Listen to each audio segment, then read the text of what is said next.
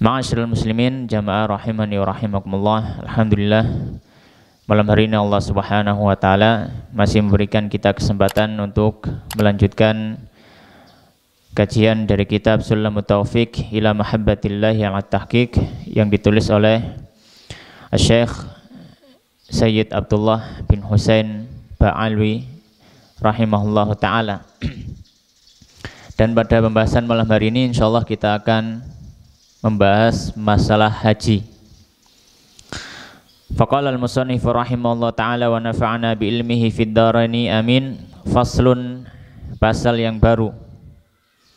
Yajibu wajib al-hajju haji wal umratu dan umrah fil umri di dalam umur marratan sekali alal muslimi atas orang muslim al-hurri yang merdeka, al-mukallafi yang mukallaf, al-mustati'i yang mampu, bima yusiluhu dengan apa yang bisa mengantarkannya, wa yarudduhu dan apa yang bisa mengembalikannya ila watanihi ke negerinya, fadilan yang lebih andainihi dari hutangnya, wa maskanihi dan tempat tinggalnya, wa kiswatihi dan pakaiannya,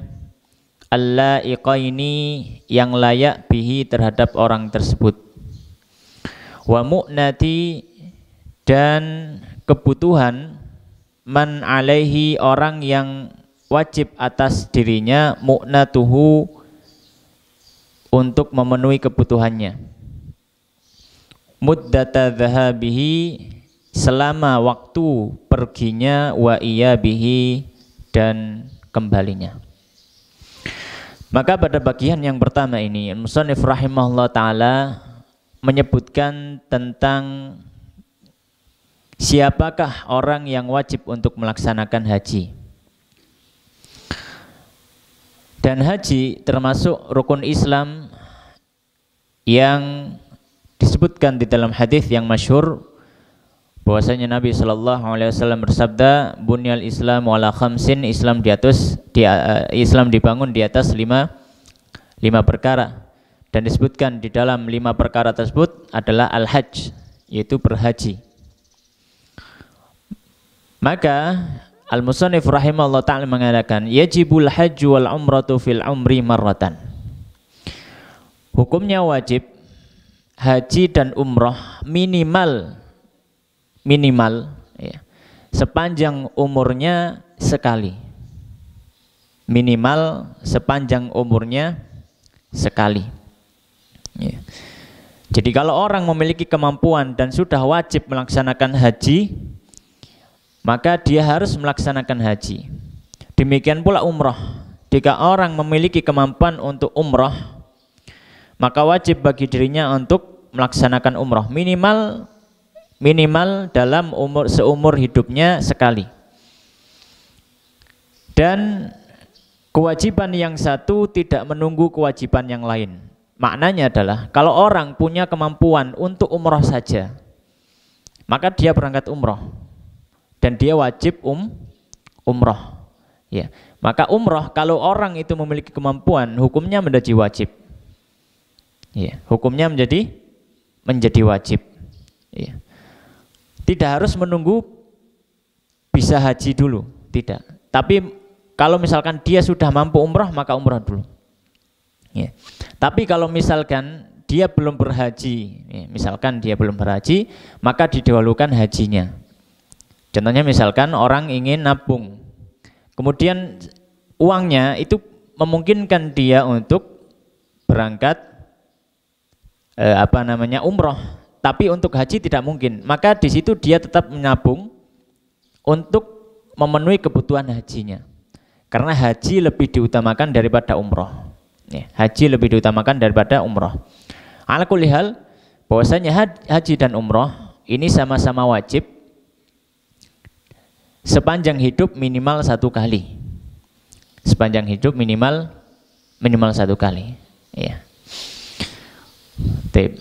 Nah, kemudian siapa yang berkewajiban untuk melaksanakan haji atau umroh ini? Beliau menyebutkan syarat-syaratnya. Yang pertama adalah halal muslim, atas orang muslim. Maka orang kafir tidak wajib untuk berhaji. Ya. Yang kedua adalah al-hur, orang yang merdeka. Maka seorang budak tidak memiliki kewajiban untuk berhaji. Seorang budak tidak memiliki kewajiban untuk berhaji. Yang selanjutnya, yang ketiga, al-mukallaf. Mukallaf itu adalah baligh dan berakal, itu mukallaf. Jadi kalau orang atau anak kecil yang belum baligh, maka tidak wajib haji. Ya. Tidak wajib haji dalam artian tidak dibebankan atas anak tersebut untuk berhaji. Ya. Tapi kalau misalkan dia berhaji ngikut orang tua misalkan, ya diperbolehkan dan tetap sah. Ya, dan tetap sah. Tapi dia tidak memiliki beban untuk harus berangkat haji meskipun dia punya uang. Meskipun dia punya uang. Contohnya misalkan anak ditinggal mati orang tuanya. Dia laki-laki satu-satunya, kemudian ditinggal mati bapak ibunya. Ya sudah, otomatis hartanya jatuh ke dia semua. Ya. Dan hartanya itu kalau misalkan dibuat haji untuk tahun itu dia mampu, tapi sayangnya dia masih belum balik. Maka tidak ada kewajiban bagi walinya untuk membawanya dia pergi ke haji, pergi ke untuk melaksanakan haji, tidak wajib selama dia belum balik. Tapi kalaupun melaksanakan, maka hajinya tetap sah. Dan juga mukallaf tadi adalah baligh dan akil, berakal. Maka orang gila tidak ada kewajiban untuk haji. Iya. Orang gila tidak ada kewajiban untuk untuk haji. Yang keempat adalah syaratnya, ya, syarat wajibnya adalah al-istita'ah, kemampuan. Makanya di sini beliau mengatakan al-mustati'i bima yusiluhu wa yarudduhu ila watanihi. Dia memiliki kemampuan, memiliki dana dan memiliki kemampuan untuk berangkat dan juga kembali. Untuk berangkat dan juga kembali. Ya. Jadi kalau misalkan seorang itu memiliki kemampuan untuk berangkat, tapi kembali ini masih belum memungkinkan.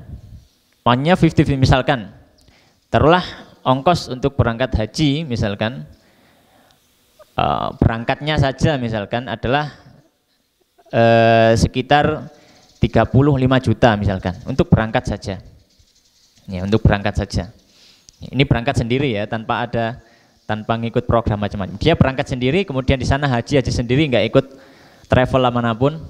Ya, taruhlah 35 juta sudah sampai di tanah haram dan juga bisa melaksanakan haji. Tapi dia cuma punya uang 35 juta atau 40 juta. Jadi dia bisa berangkat. Pulangnya belum tentu bisa. Maka ketika itu dia tidak wajib untuk berangkat. Kenapa? Karena uangnya hanya cukup untuk berangkat, nggak bisa pulang. Ya. Tapi kalaupun dia memaksakan untuk berangkat tidak masalah. Hanya ini adalah syarat wajib dalam artian orang tersebut tidak memiliki kewajiban untuk berangkat. Tapi kalaupun berangkat boleh, ya silakan. Habis itu di sana mungkin nyambi-nyambi dulu setahun, kemudian habis itu pulang, ya boleh saja. Baik. Fadilan an dainihi. Yang mana kemampuan tersebut, kemampuan secara finansial uangnya tadi melebihi dari hutangnya, melebihi dari hutangnya, wa maskanihi dan tempat tinggalnya, wa kiswatihi dan pakaiannya, allaiqaini bihi yang layak dengannya, wa mu'nati man alaihi mu'natuhu dan nafkah orang yang wajib dia nafkahi, muddata dhahabihi wa iyabihi sepanjang waktu berangkat dan baliknya.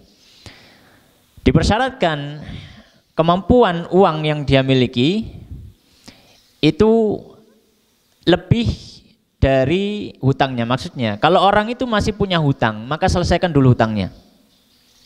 Ya. Jadi kalau misalkan ditanyai mana yang didahulukan, bayar hutang atau berangkat haji, selesaikan hutangnya dulu. Selesaikan hutangnya dulu. Kenapa? Karena hutang itu kepada manusia. Semua masalah yang berhubungan dengan manusia itu berat. Ya. Semua masalah yang berhubungan dengan manusia itu berat. Adapun hal-hal yang berhubungan dengan Allah Subhanahu wa taala, ya, maka itu banyak keringanan-keringanan. Tapi kalau manusia itu berat, apalagi hutang. Ya. Ya. Makanya dalam kaidah disebutkan, ya, huququllahi mabniyatun 'alal musamahah wa huququl adami mabniyatun 'alal musyahah. Hak-hak yang berhubungan seorang hamba dengan Allah itu kaidahnya adalah gampang, ringan.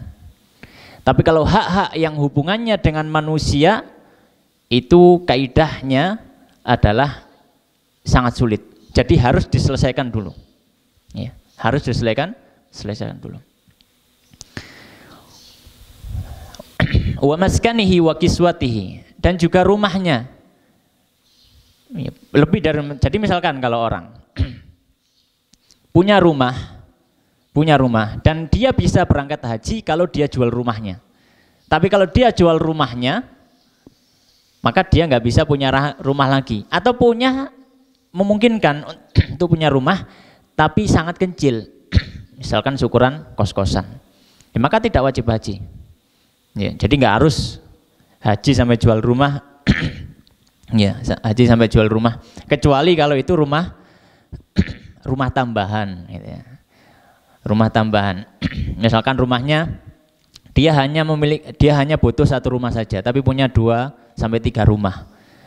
Ya, maka dia wajib jual rumah yang berlebih tadi untuk berangkat haji. Wa kiswatihi, dan pakaiannya. Ya, jadi tidak harus menjual pakaiannya. Wa mu'nati man alaihi mu'natuhu muddata dhahabi wa iyabihi. Dan juga nafkah orang yang wajib dinafkahi. Ya. Jadi dia ketika berangkat sampai pulang harus mempersiapkan uang untuk nafkah di rumah, nafkah orang di rumah. Tapi kalau dia punya kemampuan untuk berangkat, tapi tidak memiliki kemampuan untuk memberi nafkah di rumah, maka tidak wajib berangkat. Baik. Ini bagian pertama dari yang Musannif rahimahullah ta'ala sebutkan. Bagian yang kedua, beliau menyebutkan tentang rukun-rukun haji. Rukun-rukun haji. Ya. Yang dimaksud dengan rukun haji ini adalah sesuatu atau manasik atau ibadah di dalam rentetan ibadah haji, yang mana kalau orang itu meninggalkan ibadah ini dia harus melaksanakan. Kalau tidak, maka bisa membatalkan hajinya. Bisa membatalkan hajinya. Jadi mau tidak mau harus dilaksanakan. Ya. Nah, di dalam mazhab Syafi'i, dalam pembahasan haji dibedakan antara rukun dan wajib. Nanti insya Allah ada pembahasannya masalah wajib. Kalau rukun, ya, maka itu tadi, ketika dia meninggalkan dia harus melakukan hal tersebut, tidak bisa diganti dengan dam. Ya. Tidak bisa diganti dengan dam, nggak bisa bayar dam. Tapi kalau wajib haji, kalau dia meninggalkan wajib haji, maka dia harus melakukan tidak. Jadi kalau dia meninggalkan wajib haji, bisa diganti dengan bayar dam. Ya, bisa diganti dengan membayar dam, membayar denda haji. Gitu. Membayar denda haji. Denda haji apa? Ya macam-macam nanti. Maka di sini Musannif rahimahullah ta'ala mengatakan arkanul haji, dan rukun-rukun haji. Yang pertama al-ihramu, ihram, wal wukufu, dan wukuf bi Arafah, wa tawafu, dan tawaf bil baiti di Ka'bah, wa sa'yu, dan sa'i baina Safa wal Marwah, di antara Safa dan Marwah, wal halqu awit taksiru, wal halqu, dan menggundul, mencukur habis, atau at-taksiru, memendekkan rambut.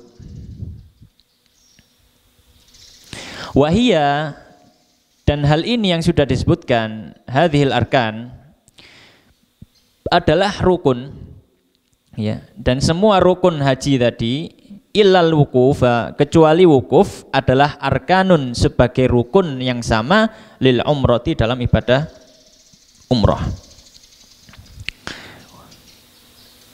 Maka di sini al-musannif rahimahullah taala menyebutkan beberapa rukun haji. Yang pertama adalah al-ihram. Ihram adalah berniat haji, ya, berniat haji, ya, dari mikot yang sudah ditentukan, ya, dari mikot. Jadi kalau misalkan dari arah Madinah, maka dia datang dari mikotnya Dzulhulaifah, kalau sekarang Bir Ali. Kalau misalkan dari daerah Irak dan yang searah dengannya, maka dari Qarnul Manazil, ya. Atau Dzatu Irq, ya, agak lupa saya. Kemudian kalau misalkan dari arah Yaman, kemudian dari arah Yaman maka mikotnya dari Yalamlam. Kalau misalkan dari arah Mesir, maka Mesir, ya, dari arah Mesir, dari arah Afrika itu mikotnya dari Juhfah, ya. Mikotnya dari Juhfah. Nah, ihram dari mikot, ya. Yang menjadi rukun adalah ihram ini, ya. Dan disunahkan ketika ihram macam-macam, ya. Bertalbiyah, ya, labbaik Allahumma hajjan wa umratan. Jadi melafatkan niatnya itu disunahkan dalam haji, ya. Nah, ini adalah rukun yang pertama, yaitu berihram. Jadi kalau orang berhaji kemudian dia tidak berihram misalkan, ya, dan melewati mikot misalkan, maka dia harus kembali ke mikot untuk ihram, untuk berniat di sana, ya, berniatnya di sana. Kemudian atau sebelum itu boleh, ya, atau sebelum itu boleh, ya. Pokoknya tidak boleh melewati batasan mikot. Jadi di luar itu boleh, misalkan di atas pesawat, ya, ihram di situ di atas pesawat, maka diperbolehkan. Ya, misalkan kalau pesawatnya tidak turun di daerah yang sebelum mikot, misalkan pesawatnya turunnya di bandara yang setelah mikot, misalkan, ya, melewati mikot, ya.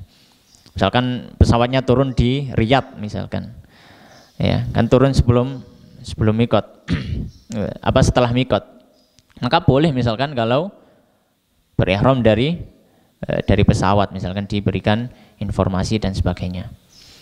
Tapi kalau misalkan mau balik, misalkan balik ke mikot, misalkan, ya, maka diperbolehkan juga. Ala kulli hal ihram dari mikot. Kemudian rukun yang kedua adalah al-wukuf bi Arafah. Wukuf di Arafah. Sebagaimana sabda Nabi sallallahu alaihi wasallam, al-hajju Arafah. Berhaji itu ya harus wukuf di Arafah. Ya. Kapan wukuf di Arafah? Wukuf di Arafah pada tanggal 9 Dzulhijjah, ya. Pada tanggal 9 Dzulhijjah, ya. Waktunya adalah di antara setelah zawal, yaitu waktu zuhur sampai sebelum terbitnya fajar. Kalau datang sebelum itu maka boleh, tapi kalau datang setelah itu maka nggak boleh. Misalkan datang di Arafah jam 10, ya nggak apa-apa, ditunggu, ya, ditunggu sampai nanti di Arafah, kemudian dia wukuf, habis zuhur wukuf, kemudian biasanya ketika waktu asar atau sebelum maghrib itu, kemudian berangkat ke Musdalifah. Jadi tanggal 9 itu wukuf di Arafah, ya. Tapi dihitung wukuf dengan waktu batasan tadi. Setelah zawal, yaitu waktu zuhur, antara waktu zuhur sampai sebelum fajar shadiq di tanggal 10, ya. Baik. Nah, bagaimana kalau orang terlewat misalkan, ya, terlewat tidak tidak wukuf, ya. Tidak wukuf di Arafah, ya. Maka hajinya tidak sah.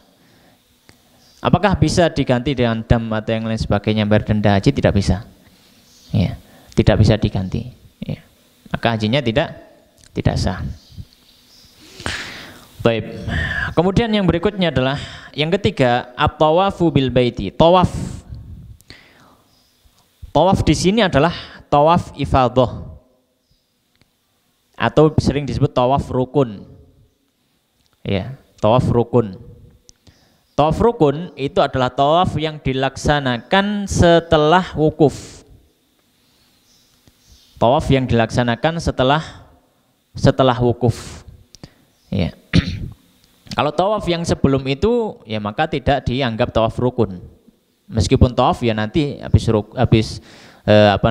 wukuf, habis hari Mina itu ya tawaf lagi. Kayak contohnya misalkan tawaf kudum, misalkan tawaf karena datang, ya, ke ke Ka'bah misalkan, maka tidak dianggap tawaf rukun, ya. Baik. Nah, maka kalau orang tidak melaksanakan tawaf ifadhah atau tawaf rukun, hajinya tidak sah hingga dia melakukan tawaf itu. Hingga dia melakukan tawaf itu. Misalkan biasanya tawaf ifadhah ini ya bisa dilaksanakan biasanya setelah Mina. Jadi tanggal 10 Dzulhijjah itu berangkat ke Mekah, atau misalkan tanggal 11-nya atau 12-nya, pokoknya luas, waktunya luas. Ya. Waktunya luas. Jadi kalau misalkan dia lupa belum bertawaf misalkan sampai tanggal 14, ya dia harus tawaf. Ya, dia harus tawaf. Ya. Tidak boleh dia meninggalkan negeri haram hingga dia tawaf rukun. Jadi hajinya, ya keabsahan hajinya tergantung dengan tawafnya tadi.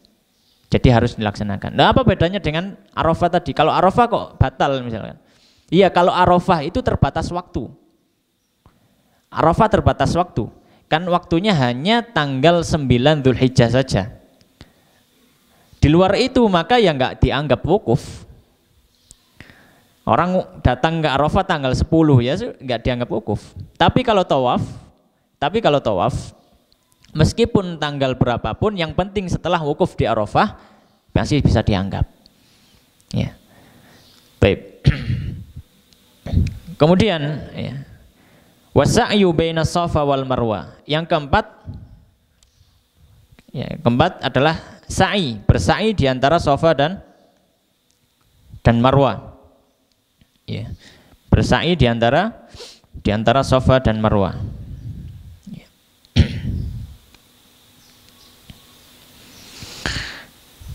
Baik. Nah, untuk sa'i di antara Safa dan Marwah ini, ya, untuk sa'i di antara Safa dan Marwah ini, maka tidak diharuskan dilaksanakan pas tawaf rukun. Jadi ketika tawaf rukun itu bisa tawaf saja.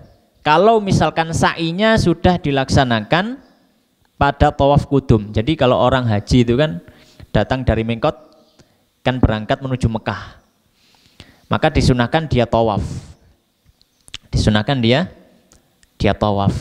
Nah, ketika dia tawaf kudum itu, kudum itu artinya datang. Ketika dia tawaf kudum itu, ketika dia selesai tawaf kemudian sa'i, ya, kemudian sa'i untuk tawaf kudumnya, maka sa'i itu bisa menggantikan sa'i setelah tawaf rukun. Jadi ketika tawaf rukun nanti dia tidak usah mengulangi sa'inya, tapi tawafnya tetap tawaf, ya. Tawafnya tetap tawaf. Baik. Kemudian jadi kalau orang tidak sa'i, maka dia harus melaksanakan sa'i. Keabsahan hajinya tergantung pada pelaksanaan sa'inya tadi. Ya.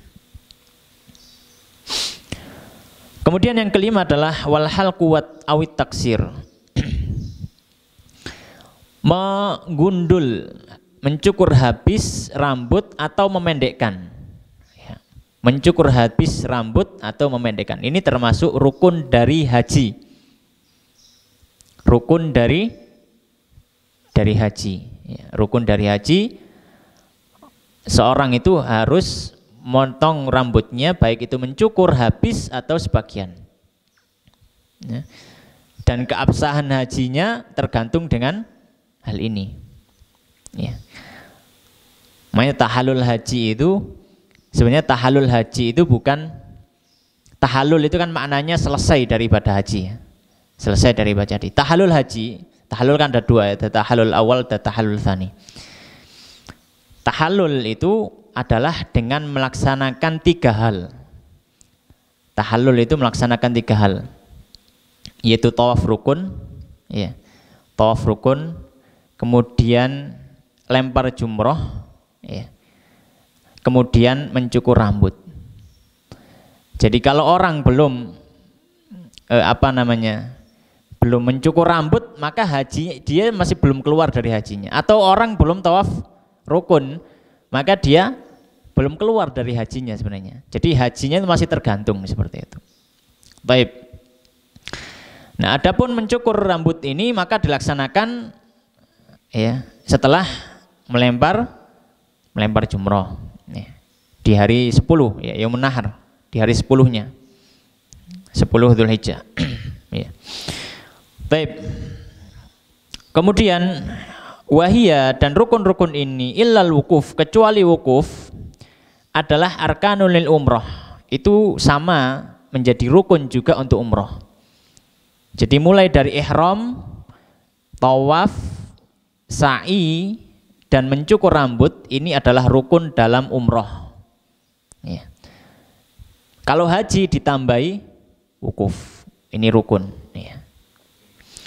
Baik. Kemudian beliau menyebutkan walihadhil arkani, dan untuk rukun-rukun ini memiliki furudun, kewajiban-kewajiban, wa syurutun, dan syarat-syarat labudda min mura'atiha, yang harus dilaksanakan atau harus dijaga pelaksanaannya. Ya, itu dibahas di kitab-kitab yang cukup panjang karena ini adalah kitab mukhtasar. Insyaallah setelah kitab ini kalau sudah khatam, insyaallah kita akan bahas kitab yang level berikutnya yang lebih panjang. Baik.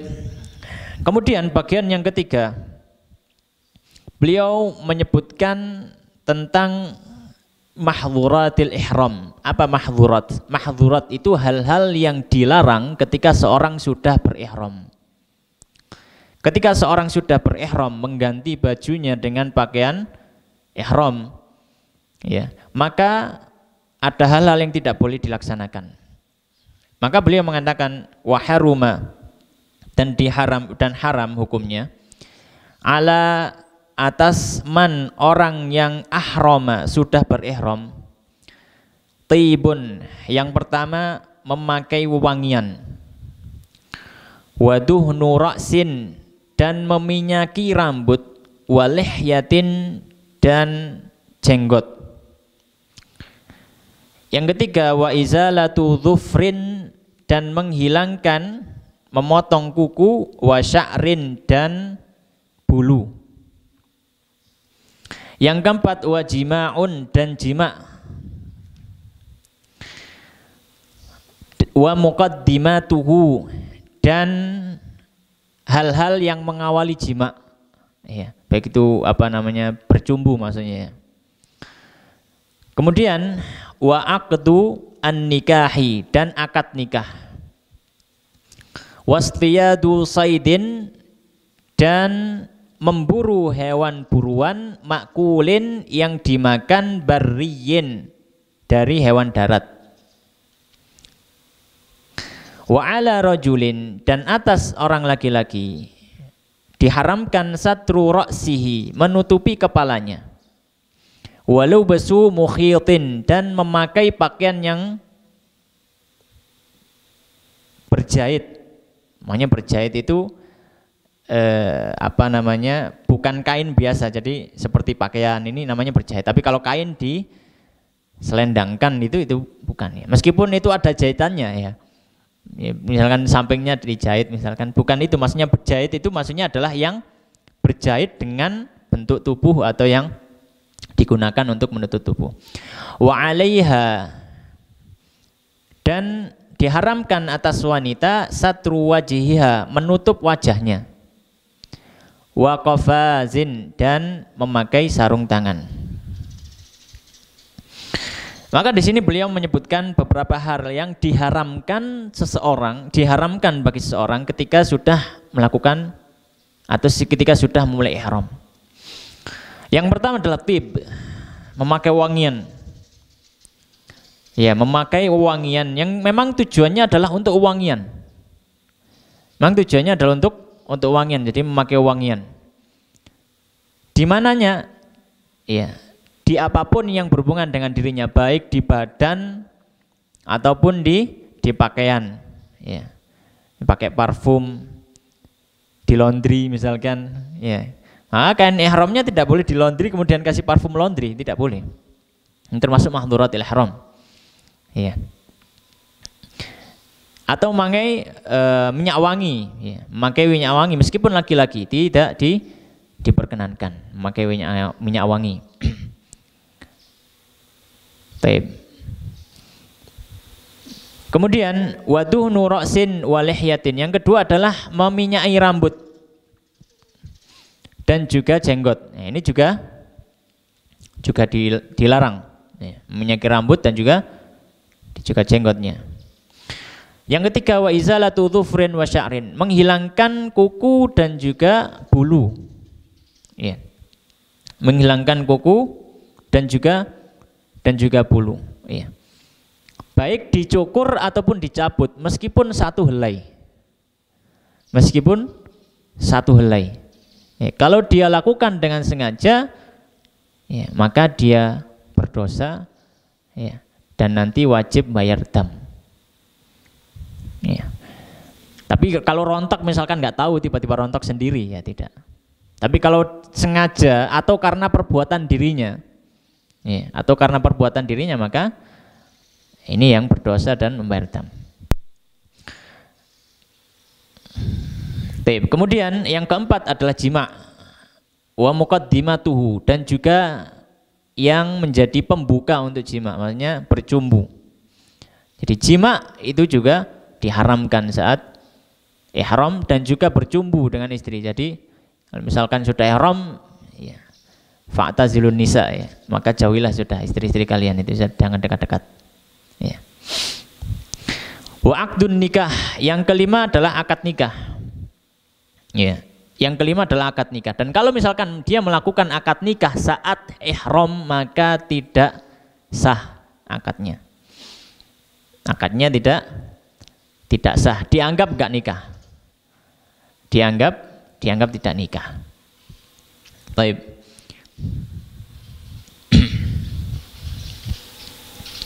Yang keenam, wastiyadu saydin makulin barri, memburu hewan buruan darat yang bisa dimakan. Berburu hewan buruan darat yang bisa dimakan. Maka kalau misalkan dia, tapi kalau zaman sekarang ya insya Allah enggak ya. Zaman sekarang insya Allah enggak. Tapi kalau zaman dulu kan memang orang makan dengan berburu. Kalau orang sekarang kan enggak.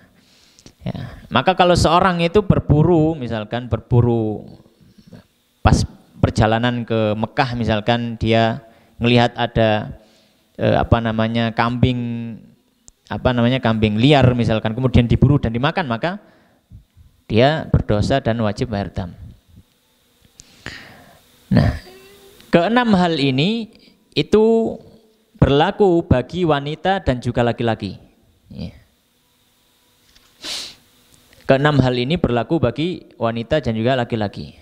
Dan ada tambahan untuk masing-masing. Adapun tambahan untuk laki-laki, wa ala rajulin satru ra'sihi, menutup kepala. Ya. Menutup kepala. Ya. Maka ketika sudah berihram dilarang bagi laki-laki untuk menutup kepalanya. Ya. Dilarang bagi laki-laki untuk menutup kepalanya. Ya. Kemudian walubusu mukhit, dan memakai pakaian yang berjahit. Maksudnya berjahit itu pakaian yang dijahit dengan bentuk tubuhnya. Misalkan pakai baju, kemudian seperti apa namanya, sarung seperti ini. Sarung kan berjahit ya. Sarung kan berjahit. Beda kalau misalkan rida, yaitu kain ihram, itu kan seperti selendang gitu saja ya, kain biasa tanpa ada jahitannya. Maka dilarang untuk memakai ini. Wa 'alaiha satru wajhiha. Nah, itu untuk laki-laki. Ada tambahan, yaitu tambahan yang ketujuh ya, berarti kalau untuk laki, tambahan pertama kita aja ya. Tambahan yang pertama untuk laki-laki adalah menutup kepala, ya, menutup kepala, dan yang kedua adalah menutup memakai pakaian yang berjahit. Kemudian untuk wanita ada tambahan dua sama, yaitu memakai menutup wajahnya dengan sesuatu yang menempel pada wajahnya. Ya. Menutup wajahnya dengan sesuatu yang menempel pada wajahnya. Ya, misalkan cadar, masker, burqa, ya, burqa ini masih menempel kan, dan lain sebagainya. Maka wajib untuk dibuka, dilepas. Ya, wajib untuk dibuka. Baik.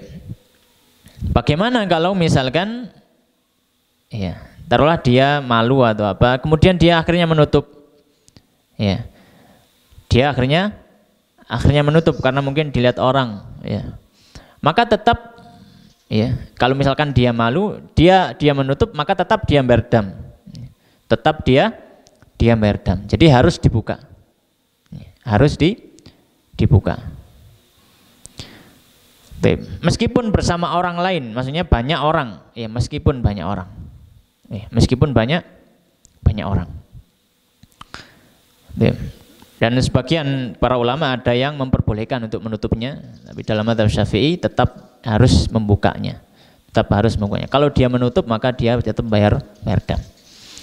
Wa qafazin, dan memakai sarung tangan, ya, tidak boleh memakai sarung tangan. Nah, kalau misalkan ada orang yang melakukan mahdhuratil ihram ini, hal-hal yang diharamkan ketika sudah ihram ini, apa yang terjadi atau apa konsekuensinya? Maka beliau mengatakan, faman fa'ala syai'an min hadhil muharramat, maka barang siapa yang melakukan salah satu dari hal-hal yang diharamkan ini, fa'alaihil ithmu, maka wajib atas orang tersebut dosa, wal kafaratu, dan juga kafarah. Kalau misalkan orang itu butuh, harus, ya, misalkan kepalanya sakit, dia harus pakai perban, ya, maka apakah dia tetap berdosa? Dia tidak berdosa, ya, ketika perbannya kan menutupi kepala kalau laki-laki, tapi juga tetap dia bayar dam, ya. Sebagaimana firman Allah Subhanahu wa taala, faman kana minkum maridhan au bihi adzam min ra'sihi fa fidyatun. Orang yang sakit dan memiliki sesuatu di kepalanya, kisahnya itu ada sahabat yang rambutnya itu banyak sekali kutu, sehingga Nabi SAW sampai kasihan. Kemudian Nabi pun menyuruh dia mencukur, tapi tetap dia bayar kafarah, dia tetap bayar dam. Jadi dosanya tidak ada kalau berudzur, tapi dia tetap bayar dam. Baik. Wa yazidul jima'u bil ifsad, dan adapun jima' dia wajib bayar dam, dan kalau sengaja, ya, dia sengaja dan ditambahi dosa plus hajinya rusak, hajinya batal, tidak dianggap haji.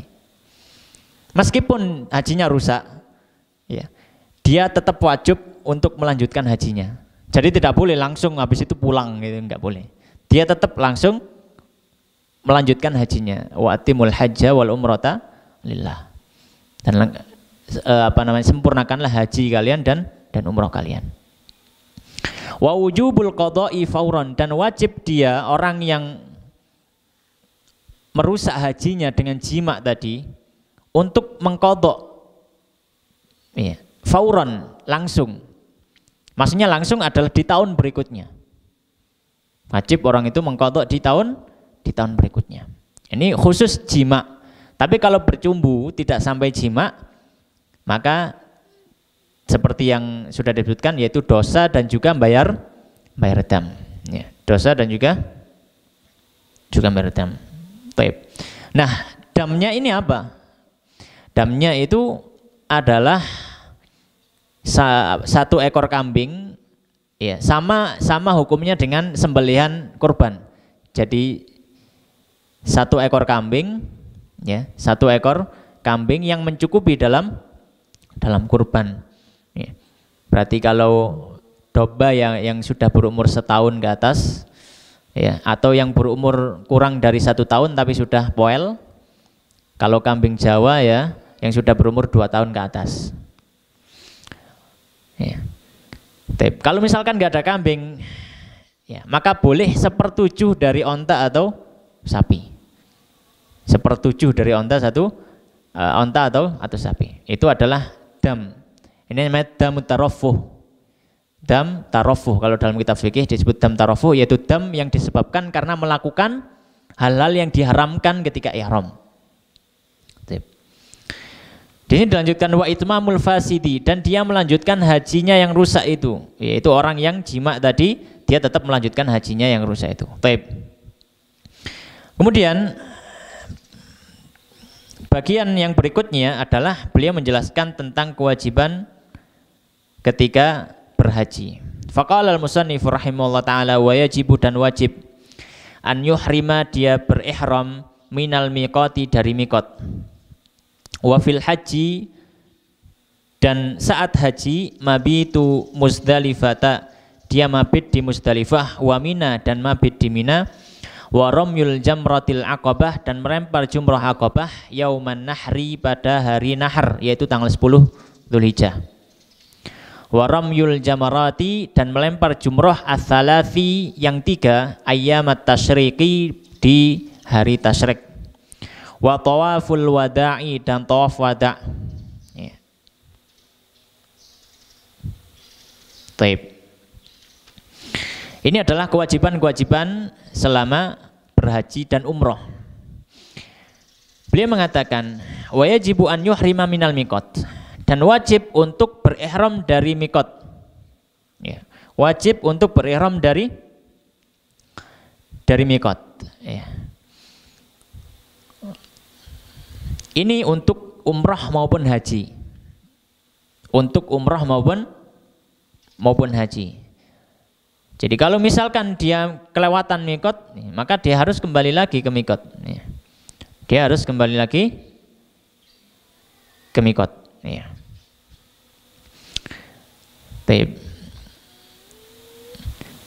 Kemudian bagaimana dengan orang yang tinggalnya di Mekah? Mekah kan sudah di dalam batas mikot ya. Bagaimana orang yang tinggal di Mekah? Kalau orang yang tinggal di Mekah, maka kalau dia haji cukup ihram dari tempatnya. Jadi di mana dia berada, kalau ihramnya untuk haji, maka cukup berihram dari tempatnya. Ya. Dan boleh keluar ke Adnal Hil, ke tempat halal ya, bukan daerah haram tapi yang daerah halal. Tapi kalau umrah dia harus keluar ke daerah halal. Ya, bisa ke Ji'ronah sama atau ke Tan'im ya. Di situ biasanya dibuat untuk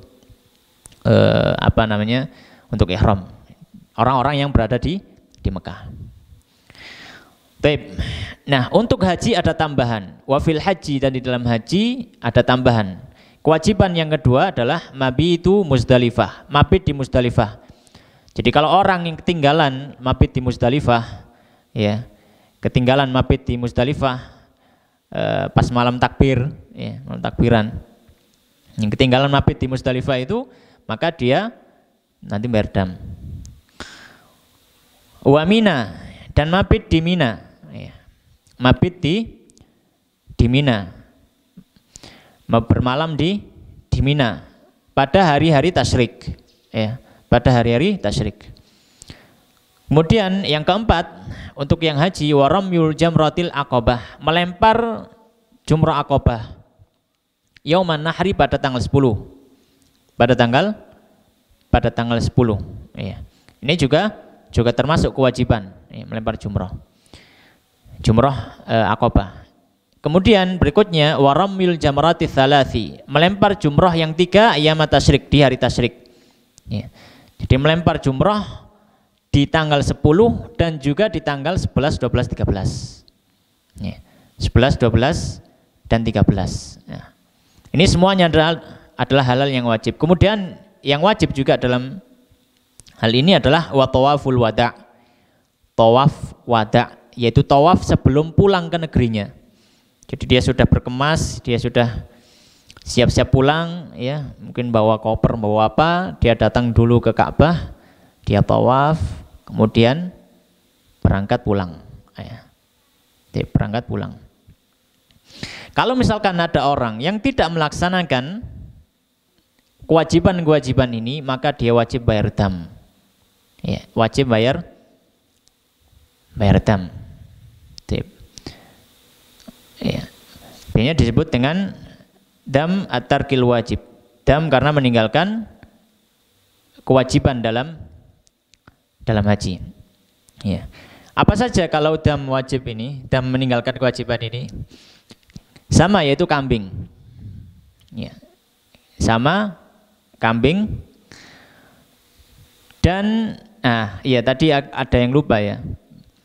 Ketika dam untuk tarofuh atau dam yang karena melakukan hal yang diharamkan dalam ihram, itu adalah kambing tadi, atau yang mencukupi dalam kurban, atau ada pilihan, ya, ada pilihan, atau dia bersedekah, ya, bersedekah memberi makan, ya, memberi makan kepada 6 orang miskin, masing-masing satu orang miskinnya adalah setengah sok. Jadi dia sedekah sekitar 3 sok, ya. Atau dia berpuasa 3 hari. Nah, itu tadi karena dam yang disebabkan dia melakukan hal yang diharamkan ketika haram. Tapi kalau dam dia melakukan atau meninggalkan kewajiban, maka ini bukan pilihan, tapi harus berurutan. Kalau tidak mampu baru yang berikutnya. Kalau tidak mampu baru berikutnya. Apa saja damnya? Yaitu menyembelih hewan. Itu. Kalau tidak mampu, baru dia pindah ke puasa. Puasanya 10 hari. Ya. Ya. Puasanya adalah 10 hari. Ya. Salah satu ayyamin fil haji wa sab'atun idza raja'tum. 3 hari ketika haji dan 7 hari ketika balik ke rumah. Ya, itu adalah dam karena meninggalkan kewajiban haji. Kemudian ada pembahasan yang terakhir, insya Allah kita bahas setelah adzan. Mungkin adzan terlebih dahulu. Baik, kita lanjutkan. Pembahasan atau bagian yang terakhir dari pembahasan ini adalah pembahasan hukum-hukum khusus yang berkenaan dengan 2 tanah haram. Nah, biasanya dalam kitab fikih disebutkan pembahasan ini setelah pembahasan haji. Kenapa? Karena ketika haji itu banyak orang luar tanah haram yang datang ke tanah haram, dan mereka tidak tahu hukum-hukum yang harus mereka taati di tanah haram. Maka al-musannif rahimahullah ta'ala mengatakan wa yahrumu, dan diharamkan saydul haramaini, hewan buruan di 2 tanah haram. 2 tanah haram itu Mekah dan Madinah, ya. Ada batasan-batasannya. Wa nabatuhuma, dan juga diharamkan tumbuhan dari 2 tempat ini, ya. Tumbuhan yang tumbuh sendiri, maka diharamkan bagi orang yang ada di situ untuk mencabutnya. Ya, tumbuhan yang tumbuh sendiri diharamkan bagi orang tersebut untuk mencabutnya. Ini berlaku ala muhrimin wa halal. Ya. Baik untuk orang yang berihram ataupun tidak berihram. Makanya baik orang haji ataupun bukan orang yang sedang haji. Ya. Pokoknya berada di tanah haram maka dilarang hal tersebut, sebagaimana dalam hadis, ya, bahwasanya Nabi SAW mengatakan inna Ibrahim harrama Makkah wa inni haramtul Madinah. Sungguhnya Nabi Ibrahim telah mengharamkan Makkah dan aku telah mengharamkan tanah Madinah. Ma baina labataiha la yuqta'u syajaruha, yaitu daerah Madinah ya, di antara dua gunungnya tidak boleh dipotong pohonnya, wala yusadu saiduha, tidak boleh juga diburu hewan buruannya, wala yuhtala khallaha, dan tidak boleh diambil rumputnya, dicabut rumputnya, wala yunfaru saiduha, tidak boleh dikejar hewan buruannya ya. Baik. Maka hal ini diharamkan baik ketika dia sedang ihram ataupun tidak ihram. Baik dia sedang ihram ataupun tidak ihram. Ada perbedaan. Kalau Madinah hukumnya haram tapi tidak wajib fidyah. Tapi kalau itu haram Makki, haram di Mekah, maka ketika dia melakukan hal ini, berburu hewan buruan atau mencabut tumbuh-tumbuhan, maka di samping dia berdosa ya, kalau dia tahu hukumnya, dia juga harus membayar fidyah. Maka di sini mengatakan watazidu Makkata, dan ditambahi ya untuk Mekah ya, ketika di Mekah biwujubil fidyati, dengan kewajiban bayar fidyah ya. Baik. Maka kalau misalkan ya, di sini disebutkan di syarahnya ya, disebutkan kalau misalkan hewan tersebut adalah onta ya, fidyahnya ya bayar onta. Jadi fidyahnya itu kalau buruan maka dia mengganti hewan yang seukuran dengan hewan tersebut. Misalkan dia berburu onta ya, atau berburu kuda misalkan ya, maka dia membayar onta, gantinya pakai onta. Atau kalau misalkan yang diburu adalah sapi, misalkan sapi atau keledai liar, zebra itu ya, keledai liar, himar wasya itu. Keledai liar, maka diganti dengan sapi ya.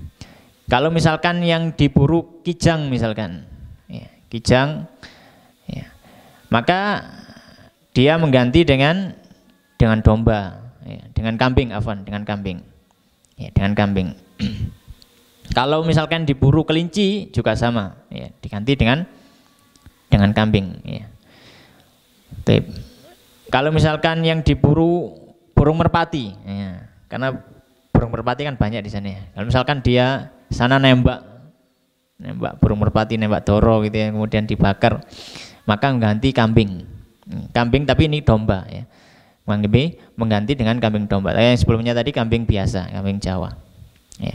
Nah kalau yang sudah seukuran di bawah itu, di bawah atau yang tidak ada penukilan dari para sahabat yang menghubungi itu ya, maka diserahkan kepada atau dikira-kirakan ya pada orang yang menjadi hakim di situ ya. Misalkan saya berburu hewan ini ya, maka fidyahnya, maka diperkirakan oleh hakim yang ada di situ atau dua orang yang adil. Baik. Ini adalah terakhir dari pembahasan masalah haji dan juga umroh. Semoga memberikan manfaat kepada kita semua. Demikian, wallahu taala alam. Wassallallahu ala sayyidina Muhammadin wa ala alihi wa ashabihi ajmain. Kita tutup dengan doa kafaratul majelis. Subhanakallahumma bihamdika asyhadu an la ilaha illa anta astaghfiruka wa atubu ilaik, wa akhiru da'wana alhamdulillahirabbil alamin. Assalamualaikum warahmatullahi wabarakatuh.